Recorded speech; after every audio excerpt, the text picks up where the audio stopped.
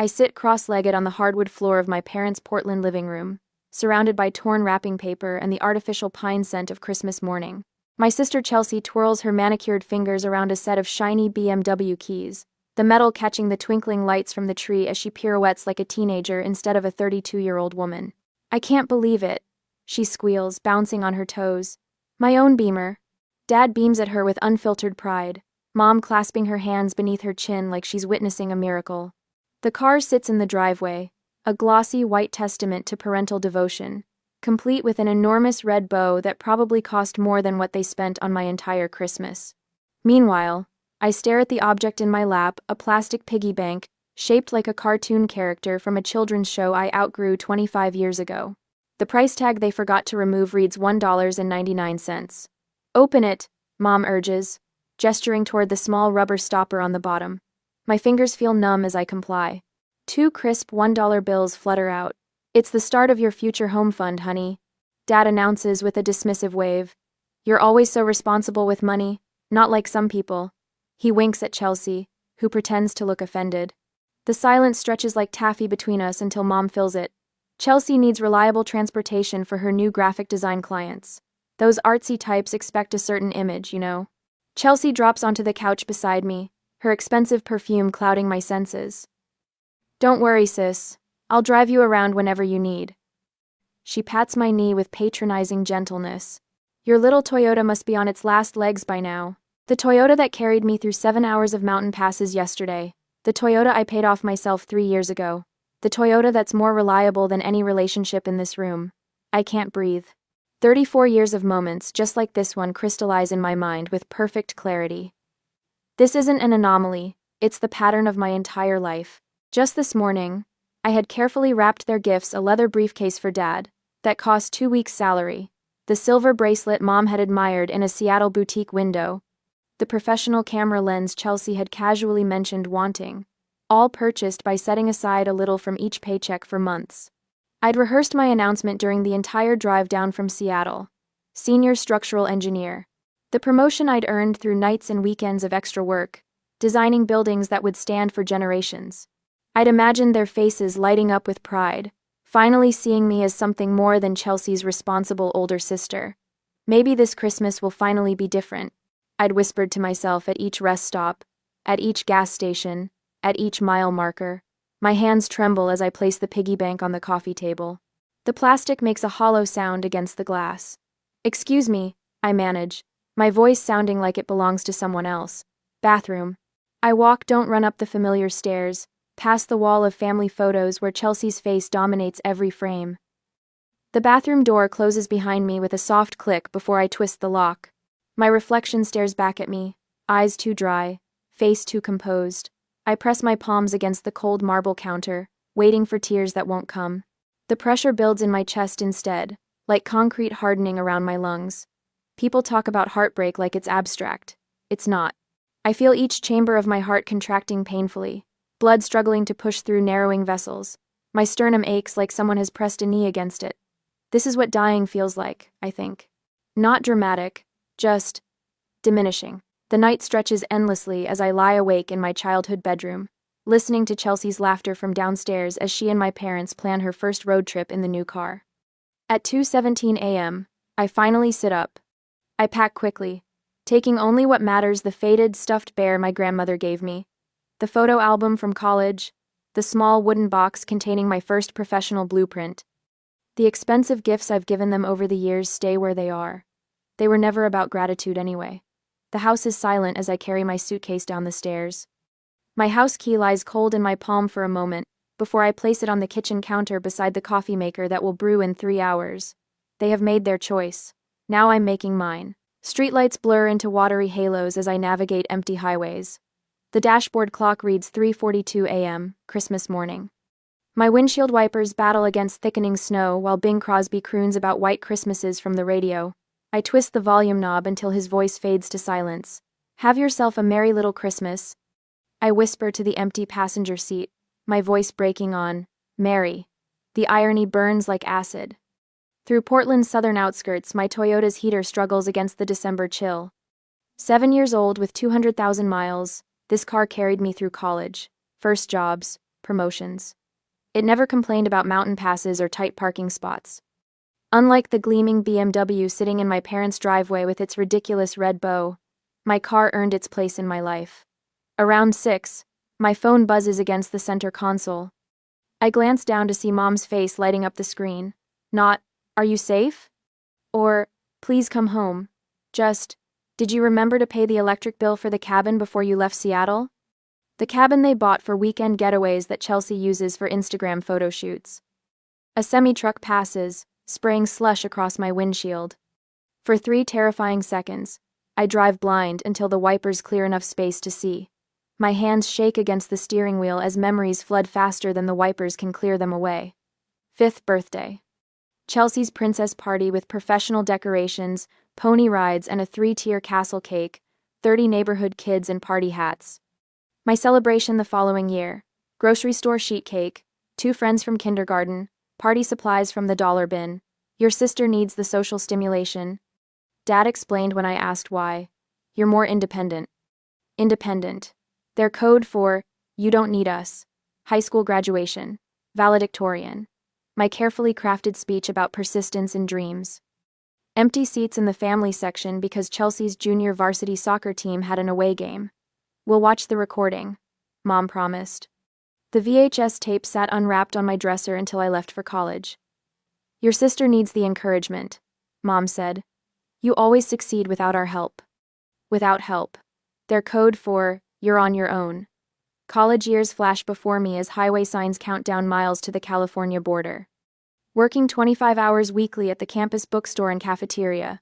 Taking maximum course loads to graduate early. Stretching student loans and scholarships while Chelsea explored artistic inspiration across Europe on our parents' dime. Your sister needs to find herself. Dad insisted during one of our rare phone calls. You've always known exactly who you are. Known who I am. Their code for, you don't deserve exploration. My phone buzzes again. Dad this time. I let it ring until voicemail catches it. The first hint of dawn lightens the eastern horizon as tears blur oncoming headlights into golden streaks. I pull onto the shoulder, hazards blinking, and press my forehead against the steering wheel. The patterns crystallize with sudden clarity. Dad controlling the money, withholding from me while bankrolling Chelsea's every whim. Mom manipulating emotions, making me feel selfish for wanting even scraps of attention. The perfect system. One parent handling financial favoritism, the other maintaining emotional control. My phone rings again. Not family this time. Monica Perez, my college roommate turned lifelong friend. Where are you? Her voice, warm and worried, fills the car through Bluetooth. Somewhere in southern Oregon. My voice sounds hollow, unrecognizable. Heading south. To where? I don't know. The line goes quiet for a moment. Then, come to San Francisco. Stay with me. Family doesn't treat family like this. Monica knows. She witnessed the evidence firsthand during college. The packages that arrived for me containing practical necessities while Chelsea received designer clothes. The holiday breaks when I stayed in dorms because flying home was too expensive the same years my parents took Chelsea to Aspen and Maui. I can't impose. Stop. Monica's voice turns firm. You've spent your whole life being the helper. Let someone help you for once. The words crack something open inside me. Help. Such a simple concept, yet foreign to my experience. In my family, help flows one direction toward Chelsea, toward my parents, never toward me. Okay. I whisper, surprising myself. Text me your location every hour. Drive safe. I'm making up the guest room. The call ends. I ease back onto the highway, wipers clearing fresh snow. For the first time since leaving Portland, my shoulders lower slightly from their defensive hunch.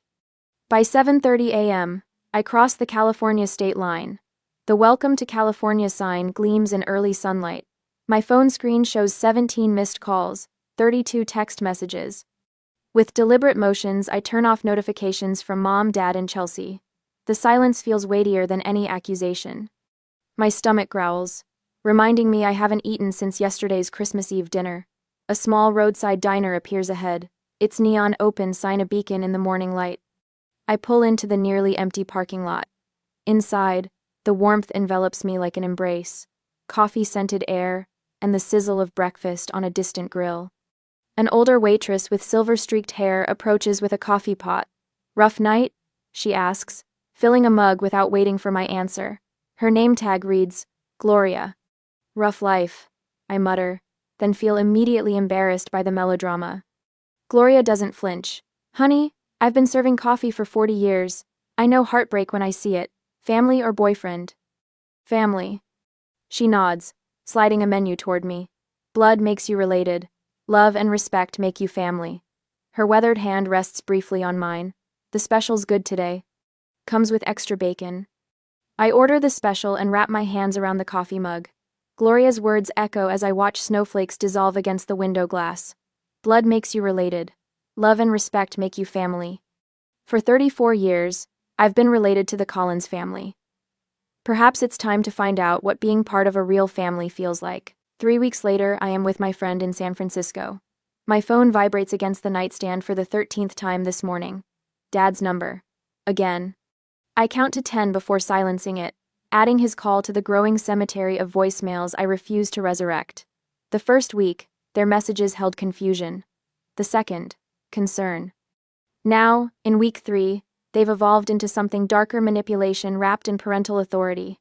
Iris Elizabeth Collins. Dad's latest voicemail thunders through the speaker when I finally check.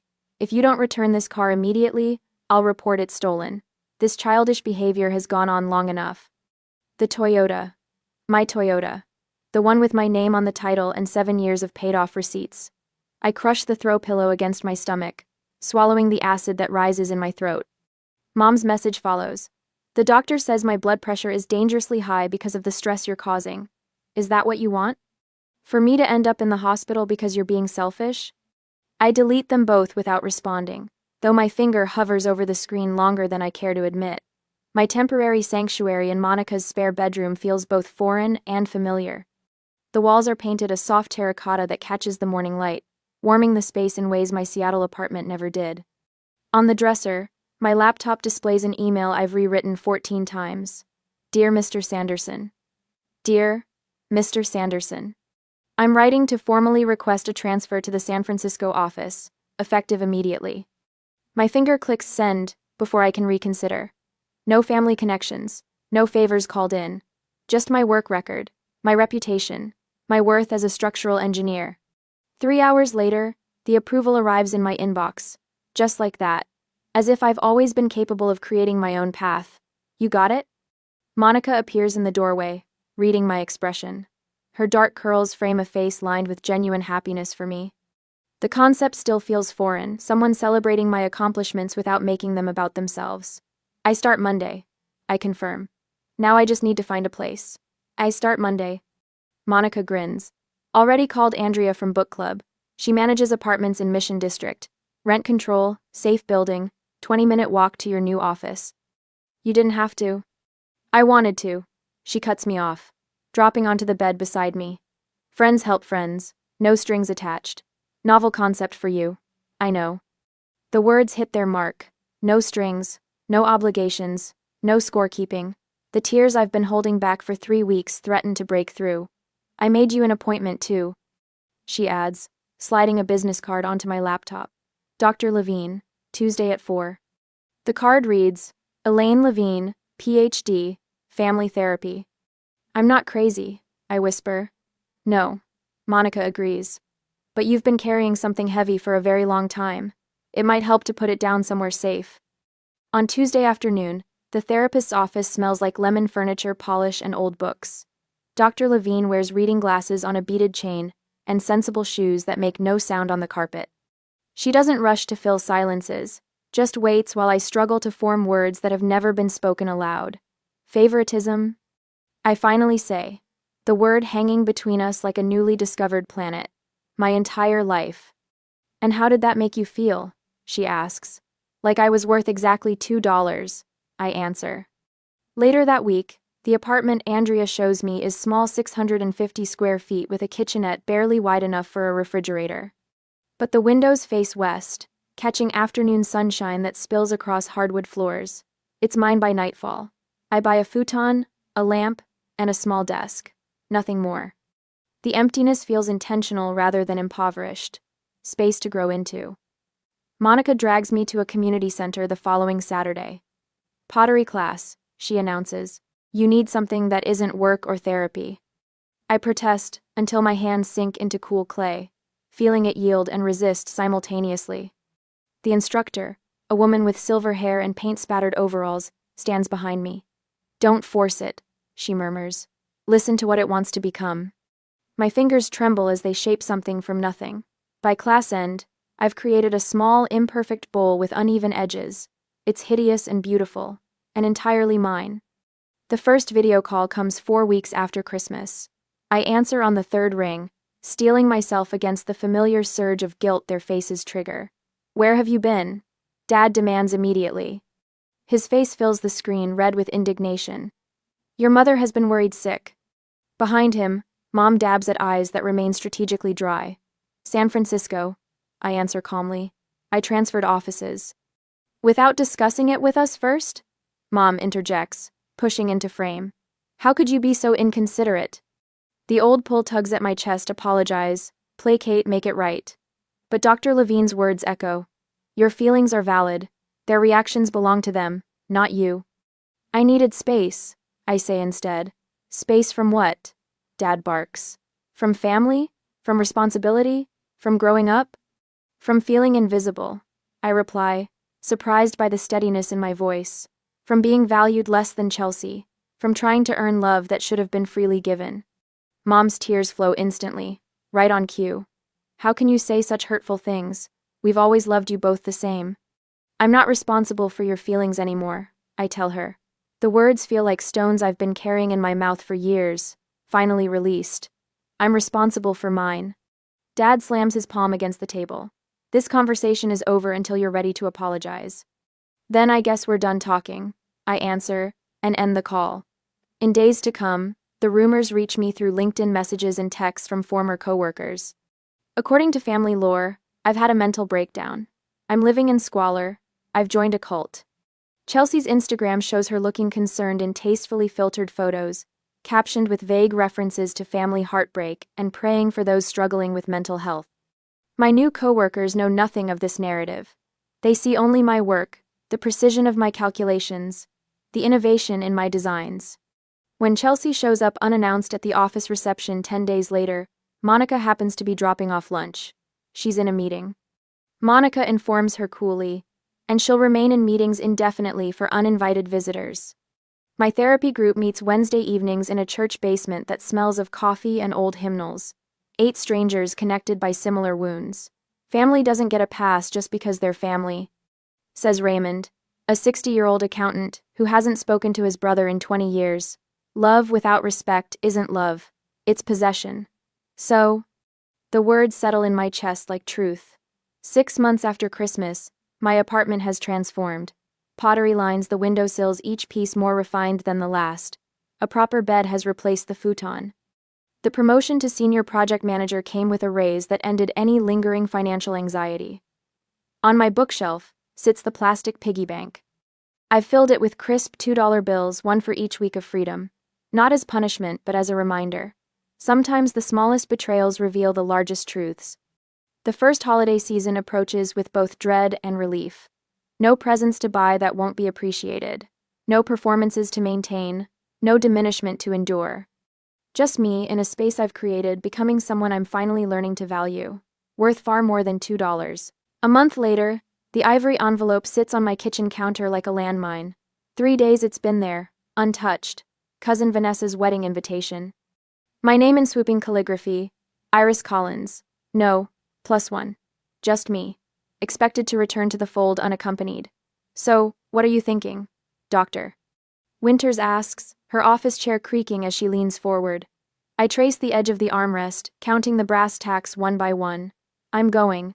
Her eyebrows rise slightly. That's a change from last week. On my terms, I add quickly. I've booked a room at the Hilton 4 blocks from the venue. Dad called twice, insisting I stay at their rental house with everyone. And what did you say? Nothing. I smile, remembering the satisfaction of letting his voicemail fill with increasingly desperate messages. The boundary is the message. 7 months of therapy has taught me the vocabulary of self-protection. 7 months after Christmas drove away. 7 months of rebuilding myself, one therapy session, one pottery class, one peaceful evening alone at a time. During the session, my phone buzzed. Chelsea. The third text today. Can't wait to see you next weekend. We need sister time before the wedding madness. I slide the phone back into my purse without responding. Dr. Winters notices. Your sister again? Suddenly we're best friends. I laugh, but it comes out hollow. She never texted this much when we lived in the same city. What do you think she wants? A ride from the airport. Money. The old Iris who carried her emotional baggage along with her actual luggage. I run my fingers across the fabric swatch on my lap, midnight blue silk for the dress I've commissioned. 3 fittings to ensure it hangs perfectly from my shoulders, skims my curves without apology. The color of power, not reconciliation.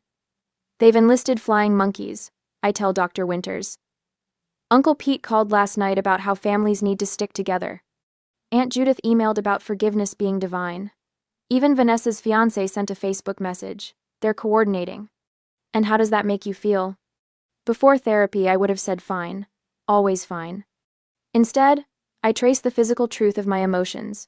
The tightness in my throat, the cold sweat along my hairline, the slight tremor in my fingers. Terrified. I admit. But also, ready. Later that evening, I spread the seating chart Vanessa accidentally included in a group email across my kitchen table. There I am, placed between my parents, directly across from Chelsea. The family tableau was restored. I reach for my phone. Vanessa, it's Iris. I have a small request about the seating arrangements. Friday arrives with San Francisco fog that burns away as my plane takes off. The clouds part somewhere over Oregon, revealing the landscape of my childhood. My heartbeat quickens as we begin our descent into Portland. The rehearsal dinner location glows golden against the twilight sky. I stand on the sidewalk, touching the smooth stone pendant Monica gave me before I left. Strength isn't about not feeling fear, she'd said. It's about feeling it and walking forward anyway. I straighten my shoulders and pull open the heavy wooden door. Conversations halt mid-sentence. Heads turn. My mother's hand flies to her throat. My father's drink pauses halfway to his lips. I've changed. The Iris who fled at Christmas was a shadow. This woman in tailored black pants, emerald silk blouse, and heels that announce each step with authority, is solid, present. The diamond studs in my ears catch the light as I scan the room, nodding acknowledgments without rushing toward anyone. Chelsea approaches first, arms outstretched, but something is different. The designer watch is gone. The highlights in her hair have grown out. Her smile seems strained rather than entitled. You look amazing, she says, embracing me briefly. Thank you. I step back, maintaining the space between us. How's the BMW treating you? Her eyes dart away. I, had to trade it in. Got a Honda. More practical, you know? Beyond her shoulder, I spot my parents huddled with Aunt Martha. Mother dabs at her eyes with a cocktail napkin. Father's shoulders slump forward in a posture I've never seen before. Cousin Tara appears at my elbow, vodka tonic in hand. God, am I glad you're here, she whispers. You wouldn't believe the drama since Christmas. Oh? Your parents are selling the house. She leans closer. Medical bills, they say, but everyone knows they've been floating Chelsea for years. Reality finally caught up. Before I can respond, a waiter circulates with champagne. I take a glass, watching the bubbles rise and burst against the surface. Just like the family stories, what rises eventually pops. Uncle Simon approaches, clasping my free hand. You're looking well, Iris. That job in San Francisco must agree with you. Senior project manager now, I say, the words still tasting new on my tongue. His eyes widen. No kidding? That's wonderful. More relatives orbit toward me throughout the evening. Cousin Michael confesses he always noticed how differently I was treated. Aunt Martha hugs me too tightly, whispering, Your father lost his job 3 months ago. Your mother's on anxiety medication. I absorb each revelation with the strange detachment of someone watching waves break against a shore from which they've retreated to higher ground. My father corners me during cocktail hour, bourbon heavy on his breath. Family sticks together, Iris. His voice carries the familiar weight of authority, but something essential has crumbled beneath it, no matter what. Does it, Dad? I meet his gaze without flinching. Or do some family members stick together while others get pushed aside? His face reddens. We've always supported you. $2 in a piggy bank. The words come out softer than I expected, but they land with precision. That was your definition of support. He opens his mouth, closes it, then walks away. In the ladies' room, my mother appears beside me at the sink, eyes swimming with tears. We miss you so much, she says, reaching for my hand. I continue washing my hands, the soap slippery between my fingers. I miss who I thought you were too. Back in the main room, Chelsea pulls me onto the terrace. The evening air carries the scent of roses from the garden below. The BMW got repossessed, she blurts out. I'm drowning in debt. Design clients dried up. Dad can't help anymore. Her voice cracks. I don't know how to do this, Iris. I never learned how to stand on my own. The confession hangs between us. 7 months ago, I would have immediately offered solutions, money, and a place to stay. The old Iris would have added this burden to her collection. Instead, I place my hand gently on her arm. That sounds really hard, Chelsea. I feel compassion without responsibility, a distinction that took months of therapy to learn. I'm sorry you're going through that. Her eyes widened slightly at my response, compassion without rescue. I can help you make a budget, I offer. But I can't fix this for you. Over her shoulder, I see Vanessa in her pre-wedding glow, surrounded by bridesmaids. Tomorrow will bring its own challenges. But tonight, standing on this terrace with the weight of family expectations sliding off my shoulders like water, I realize I'm no longer afraid. I am the woman who walked away from a lifetime of diminishment, who built a life from the foundation up. Whatever comes next, I'll face it standing firmly on the ground of my own making. The next day, I stand in the bridal suite of the Magnolia Gardens, watching as my cousin Vanessa transforms from nervous bride to radiant woman. The morning sun pours through tall windows, casting everything in a gentle golden light that feels at odds with the storm brewing in my chest. Iris, your parents are looking for you. Aunt Martha whispers, her fingers gentle on my forearm. They're in the library. Said it's important. I knew this moment was coming. 7 months since I walked out of their Portland home, leaving nothing but a note and a lifetime of resentment behind. Thanks, Martha. My voice sounds calmer than I feel. I'll find them after I help Vanessa with her veil. Martha's eyes soften. They mentioned something about a family emergency before the ceremony. Of course they did. The library door feels heavier than physics should allow, as I push it open 30 minutes later. Mom sits ramrod straight in a high-backed chair, tissues already clutched in her hand. Dad paces by the fireplace, his movements sharp and contained. Chelsea stands by the window, wearing a dress that costs more than my first month's rent in San Francisco, though the repossessed BMW is nowhere to be seen. Iris, thank God. Mom rises, arms outstretched. We need to talk as a family. I remain in the doorway. The ceremony starts in 40 minutes. Sit down, Iris. Dad gestures to the empty chair positioned to face all three of them. A staged intervention. This can't wait any longer. I close the door behind me but don't move toward the chair. I'm listening. Chelsea steps forward. Iris, this has gone far enough. Dad lost his job 3 months ago.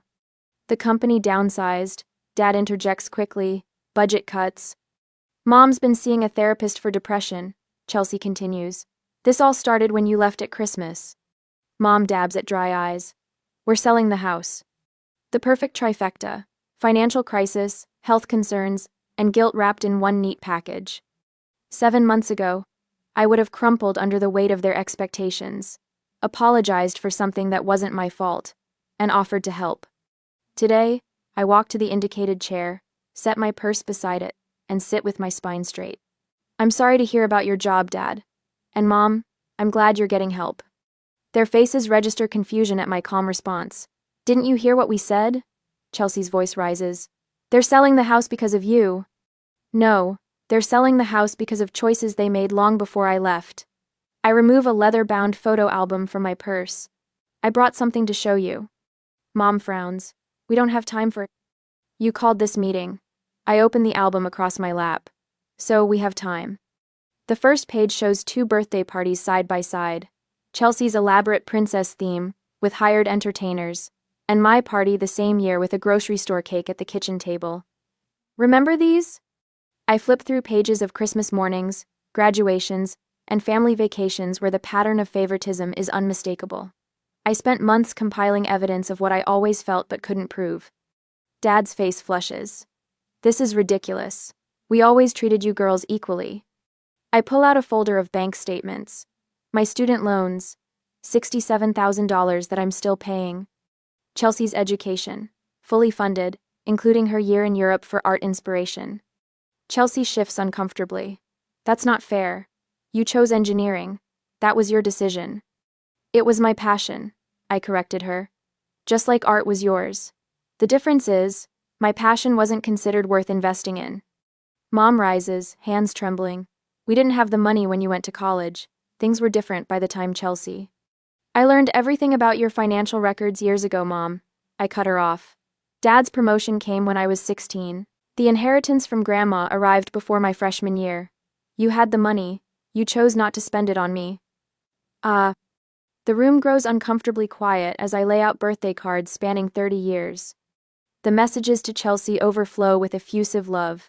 Mine contain practical advice and reminders to work hard. We always knew you'd be fine. Dad finally says, his defensiveness cracking. You were always so capable. There it is. The truth behind decades of disparity. Being capable doesn't mean I deserved less love. My voice remains steady even as heat builds behind my eyes. Being responsible didn't mean I should carry everyone else's burdens. Mom collapses into genuine, not manipulative tears. We never meant to hurt you. Intent doesn't erase impact. I reach into my purse one final time.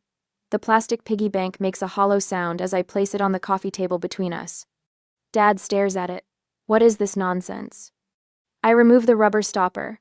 Dozens of crisp $2 bills spill out, unusual currency that catches the eye. I've saved a $2 bill for every week since Christmas. I explain. This isn't about money. It's about what you thought I was worth. Chelsea picks up one of the bills, turning it over in her manicured fingers. I never realized how it looked from your side. Her voice lacks its usual defensive edge. They never taught me to stand on my own. Outside the library, relatives pass by, their voices floating through the heavy door. In minutes, they'll gather to celebrate love and commitment, while our family confronts decades of its absence. I don't want apologies. I say, standing. I want change. I'll consider reconciliation under 2 conditions: family therapy and respect for my boundaries. Dad opens his mouth to argue, but Mom places her hand on his arm. We'll do it, she says, surprising us all. Whatever it takes. I gather my evidence and the piggy bank but leave its contents on the table. That's yours to keep. A reminder of what happens when you value one child over another. Walking toward the door, I pause with my hand on the knob. I need to take my seat for the ceremony. My friend Monica is saving me a place. As I step into the hallway, my back straight and heart lighter than it's been in months, I hear Chelsea whisper to our parents, "She's different now." She's right. The woman who left that Christmas morning carrying nothing but grief and resolution is gone. In her place stands someone who finally understands her own worth isn't measured by what others think she deserves, but by what she refuses to accept. On Christmas, the sunshine spills across the hardwood floors of my San Francisco apartment as friends gather around a table that actually belongs to me.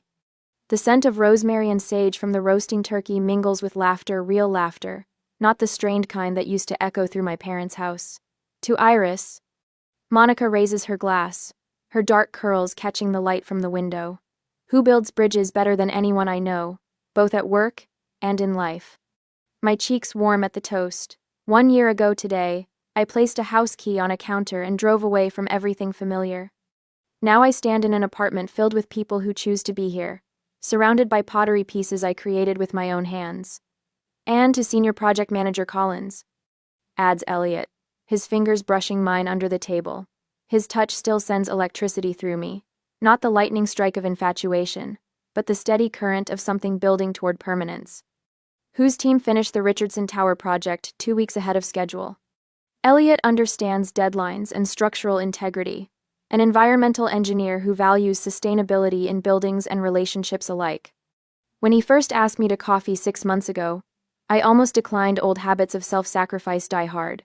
My therapist, Dr. Winters, called it progress when I said yes. The kitchen timer chimes, saving me from having to acknowledge their praise. Some changes take longer than others. Need help? Asks Elliot, following me into the kitchen. I've got it. The words slip out automatically.